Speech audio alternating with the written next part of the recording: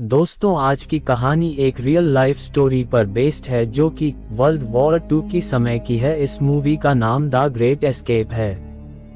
तो कहानी शुरू होता है। ये वो समय चल रहा था जब जर्मनी पर हिटलर का राज था और सभी कंट्री जर्मनी और हिटलर से लड़ रहे थे और उसी में अमेरिका और ब्रिटिश जवान भी थे। कई सारी जंग में इंग्लिश सोल्जर्स जर्मनी द्वारा पकड़े जाते थे। सभी सोल्जर्स को रखने में जर्मनी को काफी दिक्कत हो रहा होता है, जिसके चलते जर्मनी सभी सोल्जर्स के लिए एक बड़ा जेल बनाता है। फिर सभी सोल्जर्स को उस नए जेल में लाया जाता है, जहां पर हम बहुत सारे सोल्जर्स को देखते हैं जो कि अलग अलग रैंक के थे। फिर जेल का इंचार्ज सोल्जर्स का लीडर, जिसका नाम कर्नल राम से होता है, उसको मिलने के लिए बुलाता है। जेल का इंचार्ज कर्नल रामसे को कहता है कि तुम अपने ऑफिसर को समझाओ कि वो यहाँ से ना भागे, जिसके बाद रामसे कहता है कि हम कैदी है, इसलिए भागना हमारा काम है। ये बात सुनकर जेल का अधिकारी बहुत गुस्सा करता है, फिर वहाँ से निकल जाता है। फिर रात होता है और सभी कैदी मीटिंग करते हैं, जिसे लीडर रामसे लीड करता है। रामसे प्लान बनाता है कि वो लोग 3 टनल बनाएंगे। यहाँ पर टनल खोदने का काम डैनी को दिया जाता है। साथ में ग्रिफ नाम के ऑफिसर को जर्मन जैसे कपड़े बनाने का काम दिया जाता है और इसी तरह सभी ऑफिसर को उनके रैंक और काबिलियत के हिसाब से उसे काम दे दिया जाता है। अब अगले दिन से सभी ऑफिसर टनल में लगने वाले सभी सामानों को इकट्ठा करने लगते हैं। कुछ ऑफिसर तो जर्मन के गाड़ियों से सामानों को चुराते हैं। दूसरी तरफ डैनी भी अपना काम शुरू कर देता है।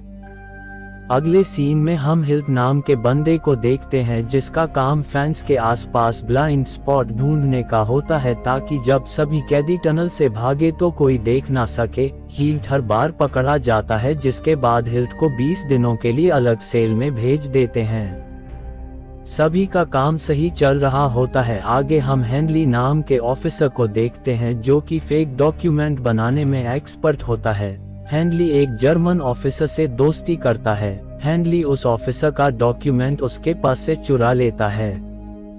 आगे हम हिल्ट को देखते हैं, जो कि 20 दिनों का सजा पूरा करके वापस आ चुका है। वो वापस आके रामसे से मिलता है और उसको बताता है कि उसको ब्लाइंड स्पॉट मिल चुका है, लेकिन फिर वो कहता है कि हम एक घने जंगल के बीच में है, जिसके चलते हमें एक मैप की जरूरत पड़ेगी। फिर हिल्ट कहता है कि मैं एक दिन के लिए ब्लाइंड स्पॉट के जरिए जेल से बाहर जाऊंगा और जंगल में जाकर एक मैप तैयार करके वापस जेल आ जाऊंगा, लेकिन लीडर रामसे कहता है कि अगर तुम पकड़े गए तो तुम्हें फिर से 20 दिनों के लिए सेल में बंद कर दिया जाएगा।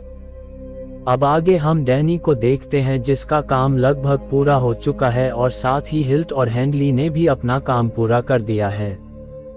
सभी ऑफिसर 4 जुलाई तक का इंतजार करते हैं। दरअसल 4 जुलाई को अमेरिका का इंडिपेंडेंस डे होता है।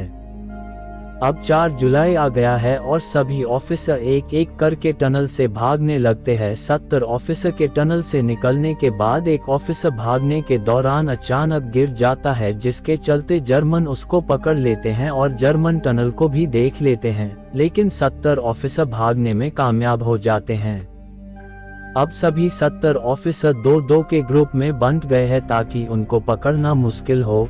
लीडर रामसे और एक ऑफिसर ट्रेन से भागते हैं। कुछ ऑफिसर मोटरसाइकिल से तो कुछ जर्मन के प्लेन को लेकर भागते हैं, लेकिन धीरे धीरे सभी ऑफिसरों को पकड़ लिया जाता है।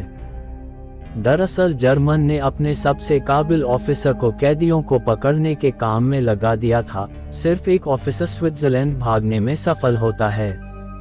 अगले सीन में हम देखते हैं कि जर्मन द्वारा पकड़े गए सभी कैदियों को एक जगह पर ले जाकर सभी को गोलियों से मार दिया जाता है और इसी के साथ ये कहानी यहीं पर खत्म होता है।